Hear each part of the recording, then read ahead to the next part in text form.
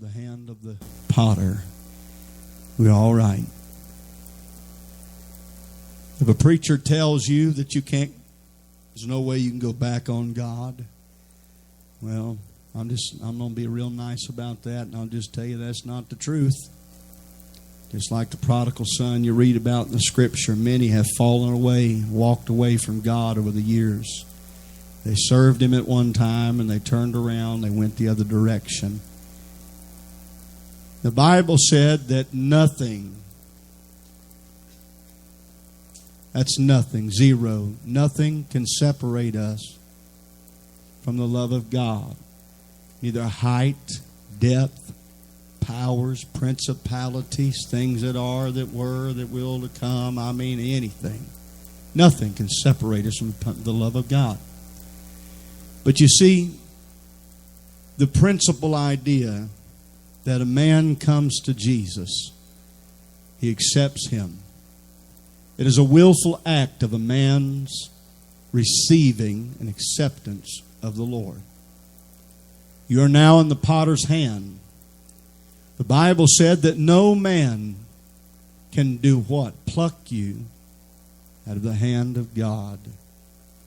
So in other words, if you decide you want to serve the Lord, it doesn't matter how your family acts. It doesn't matter how your teacher acts. It doesn't matter how professors, chiefs, officers, judges, chaplains. It doesn't make any difference how anybody acts. Nobody can pluck you out of the hand of God. But the same way you walked into the hand of the potter is the same way that you can walk right out of the hand of the potter if you so choose. It's important to understand that tonight, because every one of us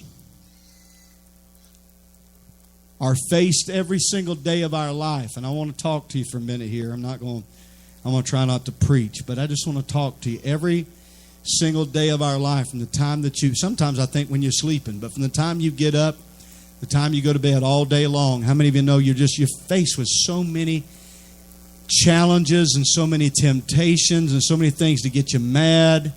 It'll be something somebody posted and you think is about you. It could be something somebody said and you heard about it. It could be the fact that somebody's in front of you, they're slow poking and won't get out the way. Somebody didn't deposit a check in your bank. They said they were going to. It could be so many things. Am I right?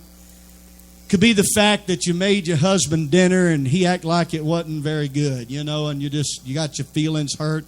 Could be the fact that, your wife ain't said I love you in a while. I mean, so many things that can get us sidetracked every day. But don't ever get out of the hand of the potter. There's a reason why the Lord laid it on my heart to share this tonight. I know there is. Don't ever get out of the hand of the potter.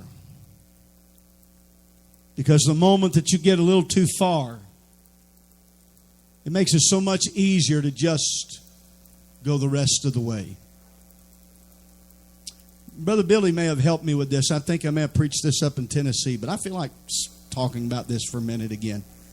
Brother Benefield, do you mind coming for a minute? I just want to, Brother Billy, y'all just come for a minute. I want to demonstrate something to you. This is just a visual. I want you to stand right over there somewhere, and you stand right over there somewhere. Yeah, and we'll say tonight that Brother Benefield represents the devil. I've done this in the past. And it's just for tonight. So, yeah, just for tonight, okay? But he represents the devil tonight. And Brother Billy represents the Lord. I'm just going to give you this easy illustration, make things real plain and simple. There's times in our life we go through things and we come to where the Lord is. We're arm in arm. I want everyone to just pay attention, listen to me, because I don't plan to preach very long. But we're like bosom buddies with the Lord. Man, we're like best friends. Church on Sunday morning, church on Sunday night, midweek service. We're trying to be obedient in all things. We're trying to talk clean. We're trying to live clean. We're praying. We're reading our Bible. And we're trying to say amen whenever the preacher breathes so we can say it, So we're trying to serve the Lord, all right? And we're right here. And there may even be times that we're not quite as close as we need to be, but we're like somewhere over here. You know what I'm saying? But what happens is that these little things I was talking about earlier, they come at us and they do. Come here, Justin. We're just going to say you're like all the little issues and the little things that just distract and bother us. I just want you to kind of be naggy and push on me and stuff, okay? Just push me around a little bit and just kind of aggravate me a little bit. Anyway. So don't mess with my glasses, though. So all throughout your day, and this daily thing represent of everything you go through all the time. The enemy's push. Come on, do your job. Be the devil. It's advocate. So the enemy is messing with you. You're like the devil's imps. And all these things you're going through, and what happens is you're facing temptations to let up, the things you said you were going to do, and you let back on God, and you say, well, you're right over here, but if the enemy come over here, if the enemy keeps messing with you, if the enemy comes in here and he starts messing with you, yeah, stand right over here. Listen to Jesus. So if the enemy can do this and come between you and your walk with the Lord, he starts aggravating, pushing, tempting you and little things, and then you start looking around you and you start finding ways to justify doing things. Well, sister what's her name, or brother so-and-so, he's a good old guy and he does this and she does that. Preacher down the road, I know, he acts that way, and it must be okay. And you find yourself the things you committed to God, and you said, I won't do it again. I stopped doing it. I'm going to serve. I'm going to do this. I've made commitments to God. And some of you may have even gone as far as criticizing other people that do. So the enemy comes in. After a while, what starts to happen is you start letting up a little bit by a little bit. And I've done this so many times over the years, but it's such a reality and an imagery, just like they used in Jeremiah's day. But Brother Benefield, you're the devil. I just want you to just kind of do this ever so often. You stay right where you're at. See, the devil don't have to come exactly to where I am. He just keep on motioning me on, just like he did with Eve in the garden. And so all these things, I give up a little bit here, I give in a little bit there. And here's what I've noticed about church people. Okay? I'm going to preach this in a real way. It's midweek service, and I'm out here somewhere. Keep pushing on me. And so I've led up some during the week. So it's church time. And so because it's church time, I may take 2 or 3 little steps back. And so I'm feeling better about myself. And then come Monday morning, here's the enemy again. Here's the same old crazy stuff. And the devil's still I still got the same old friends that I refuse to let go of, because every time I get around them, they're pulling me the wrong way. I'm watching stuff on the internet, on TV. I got all these things, because the enemy's always fighting for the real estate of your heart. And so you give in a little bit. You give in. What I have found, the same way that you ever get your paycheck, it might be $400. And you go to look at your money like that night or the next day, and all you got is like $96 left. You got, there's no way. I dropped a $100 bill somewhere. I had to. They didn't give me my money back somewhere, right? And so then you go counting up your receipts, and you're like, I spent all that much money. It was just $12 here, $10 there, $50 over there, $80 for gas, $50 to sit down at that restaurant we shouldn't have gone to, $10 for a smoky big bite and a big gulp and a Slurpee. You understand what I'm saying? And what happens is, little bit by little bit by little bit by little bit, it just adds up. Am I right? Is anybody here in construction? Anybody ever worked with a tape measure? Do you know, stay right there. Do you know that you can take a tape measure and you can get off, you measure, a few feet, and you can get off a 1/16 of an inch. And then you can take your tape measure and pick up where you left off here, measure over and get a 1/16 off. If I do that enough times, I can be a 1/2 inch off because of a few 1/16 of an inch. That is an illustration of how that gradually, that one time that we were close, we were on fire. Then we get embarrassed to go back to church because we're afraid Brother Myers or Sister Myers, somebody's going to look at us funny because I've been in a while, all that stuff. Never let that hinder you, because I'm going to love you the same if you hadn't been to church since Moses crossed the Red Sea. Or Kermit's in somebody else's business again. So, you're going to be right here with the Lord, and the next thing you know, gradually, little bit by little, the enemy just keeps pressing, keeps prodding, keeps bothering you, keeps nagging, tempting you. And then what happens is you start getting a little bit closer. Then what happens is, through the process of you justifying, well, the reason I do this and the reason I do that. I'm going to tell you what else people do that drives me crazy. It's not enough to just be satisfied that you're not where you need to be and you just live with the fact that you got yourself where you are. Then you got to put the church in the mix of everything and start blaming. Stay right there. You start blaming the pastor. You start blaming the church, where the church, they don't do this, or the church don't have this program, or the church, or this or that. The church's music is too, the pastor preaches too long, or somebody didn't shake my hand right, or they didn't smile at me a certain way. Listen, the minute that your salvation hinges on how well somebody shakes your hand or whether somebody smiled at you, and if you're going to compromise because of all this crazy stuff, you don't have nobody else to blame but you. You got yourself there. You can't blame nobody else. Well, it's their fault. No, it ain't. It's your fault. You're the one that let in. You're the one that give in. So you keep getting farther, and what happens? You start trying to justify your reasoning. And I have met people that will start finding reasons to get mad at good people. I told you I wasn't planning on preaching, but I guess I am.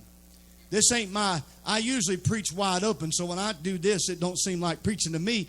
But you start finding ways to be mad. Find me a backslider and tell me if I'm not telling you the truth. They find excuses to be mad. They didn't look at me. See, I went into the church last night and they didn't even shake. They don't even care that I'm there. All this crazy hoopla. You don't never know what somebody's going through. They could have had the worst day of their life. And you're all worried and been out and thinking everything's about you, and it might not have a thing to do with it. And even if they did have a problem, pray for them and keep serving the Lord. He ain't never done me nothing but good. So you keep messing around, and the next thing you know, you finally get to a point where you're so far away. People start thinking things like, they look back and they think, well, I'm not too far away. I just go to church. What a mess. You get it in your mind, well, I just one church, so I just go back to church and everything will be fine. Well, even if God shows you the mercy and the grace, am I right when I say when you miss a lot of ground, when you have so much that you have lost in that period of time. I have known of preachers that were good friends of mine that backslid on God. I want you to listen to me because evidently the Lord put this on my heart for the reason. But I know preachers that have backslid on God in the past. And before they fell away from God, they could get up and preach an entire sermon with just glancing at their notes and preach some dynamic messages. They backslid, and I've had several that have told me the same thing, that when they came back, they were gone for a few years. They said when they came back, they said every time they preach now, it is such a struggle because they lost a lot of ground. They said, now if I don't have notes, I can't preach. You see, I'm not saying that every situation is that way, and maybe God will forgive you and show you grace, but stop living with the intention, well, I'm going to sin, and then I'll just pray later. That is premeditated sin. And I cannot promise you that God is going to forgive premeditated sin. Are you sure, preacher? Well, let me put it in this perspective. I've said this and used this over the years. If you look across the street and you say, that woman walking across the street over there, she's a good-looking woman. I'm going to have an affair with her, and I'm going to ask God to forgive me when it's all over with. That's premeditated sin. You're taking the grace of God for granted, and if God smiles down and forgives you, you better thank your, as they say, lucky stars, because it's premeditated sin. But the same thing happens with people. They say, well, I'm just one service away. I'm not too far away from God. I'm not that far away from God. And you keep doing that stuff. And you keep going service after service without really burying your head in the altar and praying like you need to pray, getting a hold of God. You let every other excuse why you can't get a hold of God. Honey, it ain't got desperate enough. Because when you finally get to the place that you get desperate enough, does anybody want to testify to me? Has anybody here had a desperate situation recently? Huh? And what happens when you get desperate? When you get desperate, you pray desperate. Come on, am I right? And that, why does it take desperate measure to get our attention? So if you won't pray now, that's all right. Sit back. Desperate times, problems are coming your way, because if that's what God has to do to get your attention, He'll allow it to happen, because your soul is much more important than a few years here on earth. As you get way over here, and then what starts happening, you say, you know what, I've messed up, I've failed, I've done so much wrong. You look how far you've come, and then the devil gets in your ear and he says, you know what, just do it. Just jump off the deep end. Just leave the church. Don't ever turn back. And all of this. I'm going to tell you a little story, and I'm going to try to hush. I've shared this over the years, and I told you many times, as long as I'm pastoring here, you're going to have to hear a few of these stories more than once. But several years ago, my wife and I, we were at a church. I believe it was a revival. And there was a young lady at that revival. And I don't want to dramatize it or over explain it, but if I was to say that a young lady that was the epitome of purity and holiness, and if I could, the closest thing I can think of as a young lady that might be like a modern day Mary, you know, this young lady she lived a holy life. She lived pretty straight. She served God in many ways. She's just a very quiet, very humble, meek girl. She didn't say a whole lot. She wasn't braggadocious. She wasn't one of these that get on Facebook and take pictures and pull their front of their shirt down to show off and all that other foolishness. She's just a very discreet young lady, serving the Lord. And there she was in that meeting, and she started dating this boy. And I didn't know nothing about him, but I got in this church service. And is anybody with me when I say I cannot stand to see people hypocrite on God? Because it just gives the church a bad name. If you're not going to serve God, if you're going to make the claim, don't shame the name. But he got in church there, and I didn't know this boy had this reputation. But it's not the first time he had done this. But he romanced this young girl. Got talking with her, and you know, a lot of times young girls, they could be pretty, they could be not so attractive, and they face so many different things that they feel like that they're not good enough, you know. Well, he comes along and he flatters her with beautiful words and tells her how beautiful she is. Next thing you know, he's got her hook, line, and sinker. She thinks he's the best thing walking. And the next thing you know, here we are in the service one night.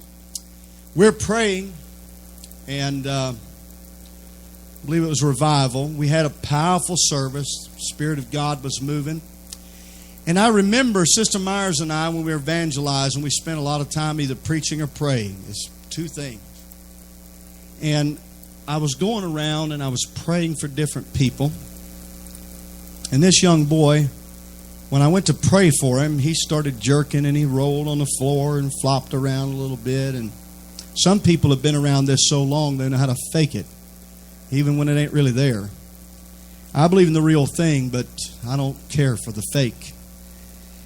And as soon as I laid my hand on him, the Spirit of the Lord spoke to me. I don't claim to be a prophet, and I haven't had this happen as many times as maybe some.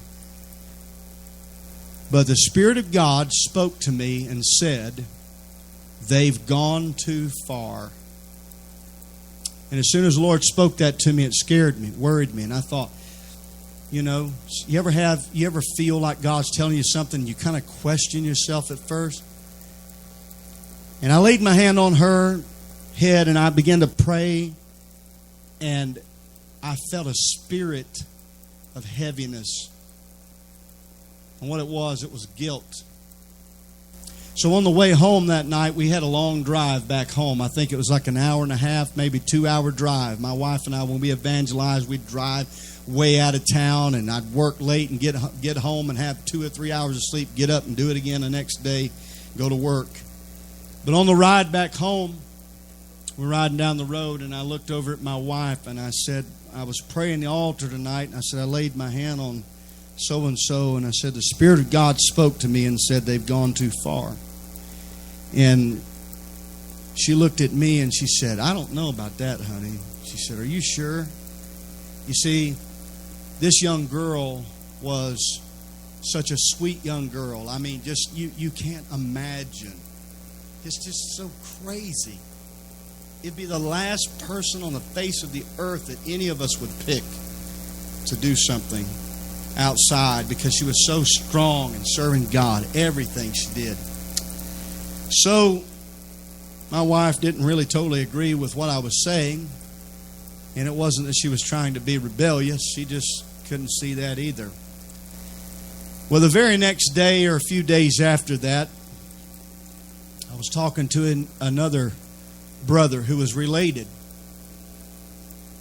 And I shared with him what I felt, and I could see in his face that he was telling the truth. Some people, they just jump on board with stuff, and they act like, oh yeah, God told me that too, and God didn't tell him nothing. But I could tell in his face whenever I looked at him, Brother Benefield, that he was telling the truth. He said, brother, he said, God showed me the same thing. And I said, I told Sister Myers last night on the way home, and I said, I'm troubled. I was so overburdened in my spirit, just burdened. While we were out there on the porch and we were talking about the need to pray for both of them, our phone rings. My wife goes to get the phone, and I looked at my wife. I said, it's her, ain't it? It was that young girl. She called my wife. Why, of all people, I don't know, but she called my wife. Still remember it to this day. She told my wife, she said that they, for lack of a better way of putting it, they went too far. More than once. And she wanted my wife, because she worked at a little grocery store, she wanted my wife to go in because she was so embarrassed, because she had tried to uphold her testimony in the Lord, and she didn't want anybody to see her go in there and buy a pregnancy test, and wanted my wife to go buy a pregnancy test for her. And I don't remember exactly what my wife did, but I remember going to the parking lot. I think she may have bought it herself. But I told you all that because I want to bring something out. And she cried, and she told my wife, and I believe myself, and my wife relayed it to me. What happened and how she got there is exactly how a lot of people make the mistake and they fall out of the will of God. Was because right at the climax of all of this, you know, he's pushing himself on her, and he's trying to push things a little too far. And this guy had a habit of doing this, and he looked at her one day and he said, you know what? He said, the Bible said if you look upon a woman in lust, you've committed adultery in your heart already. So, I mean, we've already sinned. We might as well. And the rest is history. I told you all that to tell you that the enemy will use whatever crazy thing he can, and he'll use anybody he can to strip your position, your anointing, your ability to touch the life of somebody else right out from underneath you. And it's going to be up to you whether or not you let him do it or not. Stand tonight. We're going to close. I had absolutely zero intention of talking about any of this tonight, but I know there's a reason, and God knew exactly what was needed to be said tonight. So I'm just going to ask you to take it for what it's worth. Because just as I showed you that the devil's on one side and Jesus is on the other side, I don't care if you got all the way over here. I don't care if you're 3/4 of the way, halfway, or if you're just a couple feet from where the Lord is, the best place for you to be is pretty obvious. Get as close to the Lord as you can. Because what I find is when a trial comes, when heartache and hardship comes, it's an awful, difficult thing whenever you have some junk hit your family, your house, somebody dies, and all this kind of stuff, and you're way over here. And you got to face the reality that maybe it's your loved one that you're supposed to be able to pray for them, but you can't get a prayer off the ground because you ain't where you need to be. I don't ever want to be in that position tonight, so we're going to close on that thought. I love you, and I mean that with my heart. I didn't start pastoring this church just for name and title. If that was it, I'd have left a long time ago. But I really love the people we're pastoring here, and I want to see the best for you. God dug me out of the same trash can He dug you out of. And not one of us were able to say we were anything. But the Bible said all of our righteousness was as filthy rags before a holy God. But because of Him, He pulled us out of that trash can. He cleans us up, and He makes us something. Not because we're anybody, but because we're His. And I'm glad to be His tonight. Please serve the Lord with all of your heart. If you've compromised, if you've gone backward, if you've let up, if you say, well, I'm not going to serve God like that anymore, I'm not going to serve Him as fervently, you need to get back on your knees and start praying. Remember what He told the church in the book of Revelation, that Laodicean church? He said, you better do some praying. He said, I'm going to come and I'm going to remove my candlestick from its place. You might be here tonight. You might be right on the verge of losing that candlestick. I got to tell you this one more thing. Sister Myers laying in the bed one night. We're going through hardship. She got frustrated. She got to complaining and fussing and everything else about what was going on. And a few minutes later, she was crying. I didn't know what was going on. And she said, I hope that don't never happen to me again. She cried for so long. She said, I felt the Spirit of the Lord leave me. She said that was the worst feeling I've ever felt in my life. I'll tell you something. If you don't want Him there, He ain't going to force Himself on you. You can't have God in this world too. You're going to have to make renovation, make room for the Lord.